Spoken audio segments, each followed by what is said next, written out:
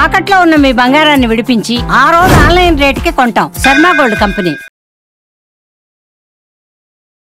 అందరికీ నమస్కారం. నా పేరు మాధురి. మీరు చూస్తుంది సుమన్ టీవీ నెట్వర్క్. మనకు తెలియని ఎన్నో ఆధ్యాత్మిక విషయాలు మనకి తెలియజేయడానికి మనతో పాటు ఉన్నారు ప్రముఖ జ్యోతిష్య పండితులు బ్రహ్మశ్రీ గుండెపూటి సుధీర్ శర్మ గారు.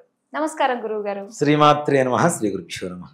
గురుగారు, అక్షయ తృతీయ అంటే ఖచ్చితంగా ఎంతో కొంత గోరంత బంగారం అన్నా కొనాలి, లేదంటే అమ్మో ఏమైపోతుందో ఏంటో అన్న ధోరణిలోకి ప్రజలు ఆలోచిస్తున్నారు. అసలు అక్షయ తృతీయ రోజు ఏం చేయాలంటారు? ఎలాంటి పనులు ఈ ఎండాకాలం అక్షయ తృతీయ కలిసి వచ్చినప్పుడు మనం చేస్తే మనకి పుణ్య ఫలితం ఉంటుందంటారు అన్న విషయాలు తెలుసుకోవాలనుకుంటున్నామండి. తప్పనిసరిగా నాన్న. అక్షయ తృతీయ వైశాఖ శుద్ధ తదియ ఈ సంవత్సరం 30వ తారీఖు, ఏప్రిల్ 30వ తారీఖు వచ్చింది. అక్షయ తృతీయ బంగారం కొనుక్కోవటం మంచిది నాన్న, చాలా మంచిది. ఎంత బంగారం కొంటే అంత మంచిది. ఎవరికి? బంగారం షాపులు వాళ్ళకి. మనం కొనుక్కుంటే వాళ్ళకే మంచిది, అంతే కదా, వ్యాపారం జరిగేది వాళ్ళకే కదా. ఇక్కడ అక్షయ తృతీయ అనేటువంటిది అసలు ఏ కార్యం చేయాలి, ఎలాంటి దాన ధర్మాలు చేయాలి అన్న విషయాన్ని మర్చిపోయి మగవాళ్ళు భయపడేంత పరిస్థితి వరకు తీసుకొస్తుంది అక్షయ తృతీయ. బంగారం కొంటావా చస్తావా అనే పరిస్థితి వరకు. డబ్బులు ఉండొచ్చు, లేకపోవచ్చు. అంటే ప్రతి ఒక్కళ్ళకి అందుబాటులో ఉండేటువంటి పరిస్థితి కూడా తక్కువగా ఉంది కదా నాన్న. ఇప్పుడు దాదాపు 9,500 10,000 రూపాయల దగ్గరకు వచ్చేసింది. అవునా? బంగారం రేటు తక్కువలో ఉన్నప్పుడు కొనుక్కుంటే ఆనందం, కానీ ఎక్కువలో ఉన్నప్పుడు ఎగబడి కొనుక్కుంటే మనకేముంటుంది? మనకి మామూలుగానే ఉంటుంది. ఆ షాపు వాళ్ళకి మాత్రం మంచి లాభాలు తెచ్చిపెడుతూ ఉంటుంది.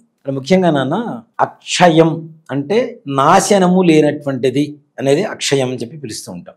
అహ అంటే కాదు, లేదు. క్షయం అంటే నాశనం. అందుకని మనం అక్షతలు కూడా ఎందుకు వేస్తారు? ఎప్పటికీ నాశనం కానటువంటివి కాబట్టి అక్షతలు వేస్తాం. అక్షంతులు అని ఎందుకు అంటారు అంటే ఎప్పటికీ నాశనం కాదు అంటే వాటి ద్వారా వచ్చినటువంటి ఆశీర్వచనం ఎప్పటికీ నాశనం కానిది అని అర్థం. అందుకని అక్షతలు వేయించుకుంటాం శిరస్సు మీద కదా. ఈ అక్షయ తృతీయ రోజున ఏది చేస్తే అక్షయంగా ఉంటుందో అది చెయ్యాలి. బంగారమే కొనుక్కోవాలన్నా నిజమే, ఉన్నవాళ్ళు కొంటారు. 100 గ్రాములు కాదు, కేజీ కూడా కొనొచ్చు. అని లేని వాళ్ళ పరిస్థితి అసలు పూర్ ఉండేటువంటి వాళ్ళు, వాళ్ళకు కూడా అనిపిస్తుంది కదా, అరే పండగ రోజున అందరు బంగారం కొనుక్కుంటున్నారు, మనం కొనుక్కుంటే వచ్చే సంవత్సరానికి ఇంకాస్త ఎక్కువ అవుతుంది, ఇంకా ఎక్కువ కొనుక్కోవచ్చు అనేటువంటి ఒక ఆలోచన వస్తుంది. అది మొట్టమొదటిగా ముందు మైండ్లోంచి తీసేమని చెప్పండి జనాలు. చాలా మంచి విషయం చెప్పారు గురువు గారు. ఇప్పుడు లేనివాడు బంగారం కొనాలంటే 1 గ్రాము కొనాలంటే 10,000 రూపాయలు అప్పు తీసుకురావాలి. తీసుకొచ్చి బంగారం కొనుక్కొని అప్పు తీర్చలేక బంగారాన్ని మళ్ళీ తీసుకెళ్లి తాకట్టు పెడితే లక్ష్మీదేవి అనుగ్రహిస్తుందా మనల్ని? కాదుగా. కొన్ని రోజులకి వడ్డీ కట్టి కట్టి చివరికి వదిలేస్తాడు, అది కాస్త ఆక్షన్లో వెళ్ళిపోతుంది తాకట్టు పెట్టుకునే చోట. అప్పుడు ఏమైంది? 10,000 రూపాయలు అప్పు మిగిలింది తప్పితే ఇంట్లో బంగారం మిగిలింది అయితే లేదు. అవునా? దానివల్ల ఏ ఉపయోగం ఉంటుంది చెప్పండి? ఇంట్లో ఉన్న బంగారానికి పూజ చేసుకోవడం అనేటువంటిది ప్రధానం. ఒకటి. దాంతోపాటుగా ఇంట్లో ఉన్న బంగారాన్ని పూజ చేస్తుంటే ఇంకా పెరుగుతూ ఉంటుంది. ఎప్పుడు రేట్లు తక్కువ ఉంటే, నిజంగా మాట చెప్పాలంటే ఈ పంచాంగ శ్రవణం విధానంలో కూడా అదే చెప్పాను నేను. ఏప్రిల్ 30వ తారీఖు నుంచి జూలై 30వ తారీఖు వరకు రేట్లు బాగా పడిపోతాయి. గోల్డ్ రేట్లు నేను పంచాంగ శ్రవణంలో కూడా చెప్పానన్న, తగ్గిపోతాయి. అప్పుడు కొనుక్కోండి.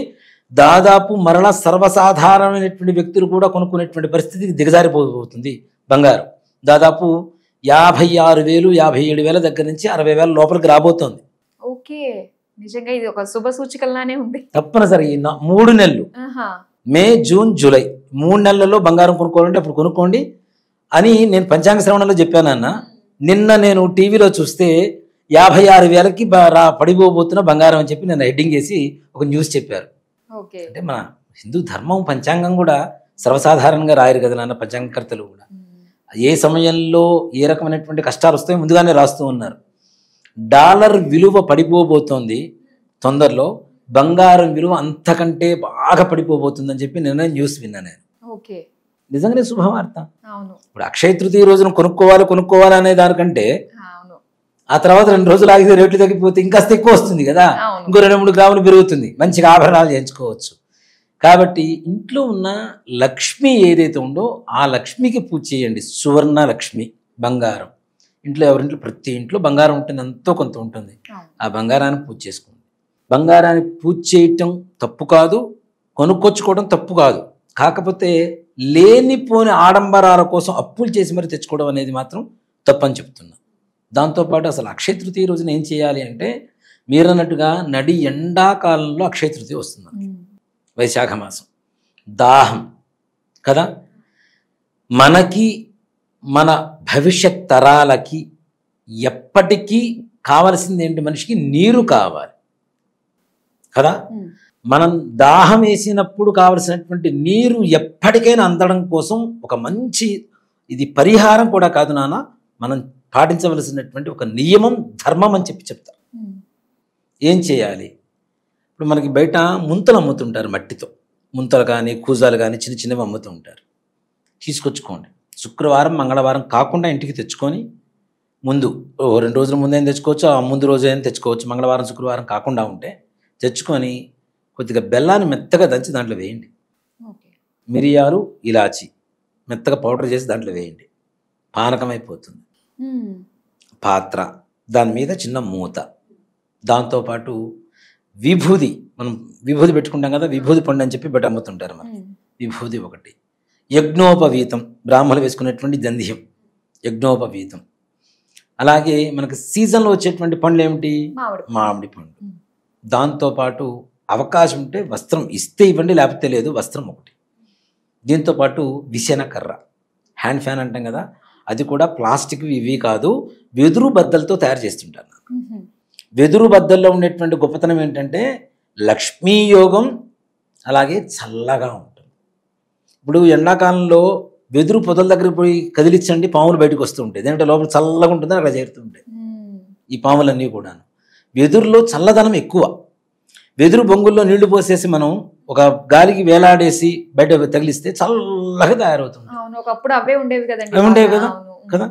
ఆ వెదురు బద్దలతో తయారు చేసినటువంటి విసెన కర్ర, ఇవి ఒక బ్రాహ్మణుని ఇంటికి పిలిచి చక్కగా కాళ్ళు కడిగి ఆయనకి ఇవి దానం చేయండి. దీంట్లో మీ ఇంట్లో లక్ష్మీదేవి అక్షయంగా ఉంటుంది ఎప్పటికీ కదా. అక్కడ దానాన్ని కూడా ఉదకుంభ దానం అంటాను నాన్న.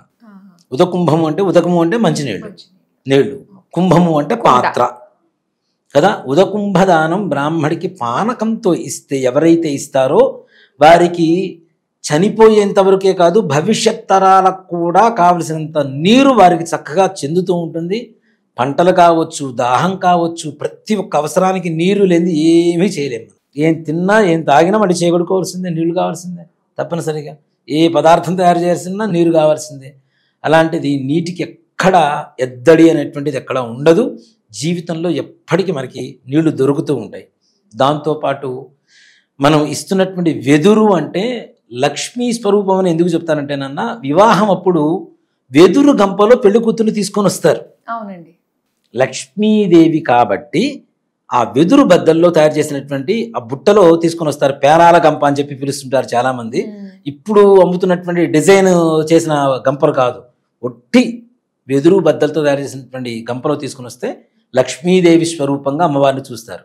అక్కడ ఏంటంటే ఆ వెదురు బద్దలతో తయారు చేసిన బుట్ట ఏదైతే ఉందో అది కమలంతో సమానం. అది కదా లక్ష్మి అంటే.